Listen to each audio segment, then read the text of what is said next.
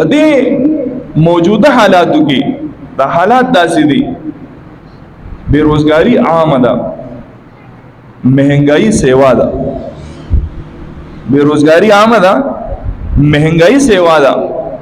نو د بیروزګاری د وجینا یا د مهنګائی د وجینا، د بجلی د بیلونو د وجینا، د سویګیس د بیلونو د وجینا، د کور د خرچو د وجینا، د ماشومانو د سکول د فیسونو د وجینا ډیر خلک داسې دي چې دا غوز لغواړي چې ما قرباني وکړي، خو د حالاتو د وجینا چې سبب خلکو ته شرمېږم، د دې بل لپاره بیا د خلکو نه خیرات غواړم، د بچو د فیسونو بس کوم، د کور د رزق بس کوم، نو زړه کېږي چې قرباني وکړم، خو کولی یې نشي. اوس هغه سفید پوشه دی، هغه عبادت گزار دی، خپل پنځه وخته لمونځ کوي، د قرآن مجید تلاوت کوي، پاکبازه دی، زړه یې غواړي چې وکړم، خو نشي کولی. نو زمونږ د خلکو یو عادت دی، د هر چا نه به تپوس کوو دا دې په څو واخېستو، د څاروي دې په څو واخېستو، قرباني کوي که نه کوي؟ هلکه ستا د دې سره څومره ده چې دې سړي دا څاروي په څو واخېستو، هغه په 200 روپۍ واخېستو، تا ته دې سخیر درنشي، یا هغه په 2 لکه واخېستو، نو ستا پکې څه نقصان کېږي؟ پرېږده بس هغه ځان له قرباني کړې ده. نو تو بس نښتې او سړي نه به دا تپوسونه کوي په څو دې واخېستو، په کوم ځای نه دې راویستو، هلکه په قلار شه د دې خبرو ضرورت ته نشته. خو دا زه درته وایم چې اول زما عادت دی، د هر سړي عادت دی، خو چې څاروي اینو یو بس سړي نه به تپوس کوو، هغه غریب به په منډئ، د څاروي هغه سخته به بیلی، څاروي نیولي او دې به ورته راغله که ودرې که نه په څو دی، خدایه پاک نو هغه خو سړی دی، هغه په خبره پوهېږي، خو دا ځناور خو په خبره نه پوهېږي که نه، هغه پرېږده چې په حیا عزت کې خپل ځای ته ورسي. که چېرې مثلا ته د هغه نه تپوس کې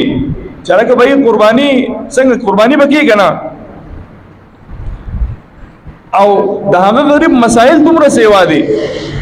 چې هغه سوچ کوي چې هلکه قرباني کومه خو بیا بې عزته کېږم، د هغې وجه دا ده که یو سړی قرباني ونه کړي که نه، نو الله خو ډېر غفور رحیم ذات دی، الله خو د ده دا مجبوري ني، خو که بل به چې سبا راغی نو بیا یې واپډا والا مجبوري ني، او بھائی واپډا والا د مجبوریت ته ګوري، واپډا والا خو د مجبوریت نه ګوري، واپډا والا خو به 30 میټر ویسي او کدر نه 20 بجې کم دی کنیکشن به دې کټ، مثال په تور باندې ده نه کنیکشن په دې ګرمای کې کټ کو، دا غریب بس کوي او ته مجبور کې ته د وی چې لکه څنګه چلې قرباني دی وکړه کنه چې چا نه کړی، ها جو بس لاړې زه ته ورسېږي، بس تا مرګ راتلل او جهنم دې زه دې هغه غریب چې خدای پاک یو طرف ته زما مجبوری ده، زما بچی دي، زما د بجلی بیلونه دي، زما د وړو پیسونه دي، څه وکم کم طرف ته لاړ شي. نو د الله د رضا لپاره دا ته پوسونه د خلکو نه مه کوئ، قرباني دې کړې ده که نه ده کړې، څه دې اخېستی؟ هېڅ مې هم نه دي اخېستی، ستا په ما کې څومره زما نه اکثر خلک تپوس کوي مفتي صاحب څه دي اخېستی، ته مې یار فلحال خو مې هېڅ هم نه دي اخېستی، نه که نه اجتماعي ونیسه، لکه ته څوک یې چې ماله مشوره راکوې چې زه اجتماعي ونیسم او زه ځان ته زما انفرادي زندګي ده، دا زه عبادت کوم د چا لپاره یې کوم؟ د الله لپاره یې کوم، ستا لپاره یې نه کوم چې ته ماته لارې ښیي چې بھائی دا وکړه دا وکړه دا وکړه. د هر سړي خپل ایمان او اسلام دی، هر سړی لګیا دی، خپلو مجبورو ته خلک ګوري، خپلو حالاتو ته خلک ګوري، که نه داسې به څوک چې د هغه په زړه نه کېږي چې زه قرباني ونه کړم. الحمدلله موږ مسلمانان یو، په اسلامي معاشره کې پاتې کېږو، د هر مسلمان د زړه د ارمان دی چې یاره ما قرباني وکړې، ښکلې څاروي مې راویستی او ښایسته څاروي مې قرباني کړې، خو چې اوس د هغه مجبوریانې دي، ته د هغه د مجبورو نه څه خبرې؟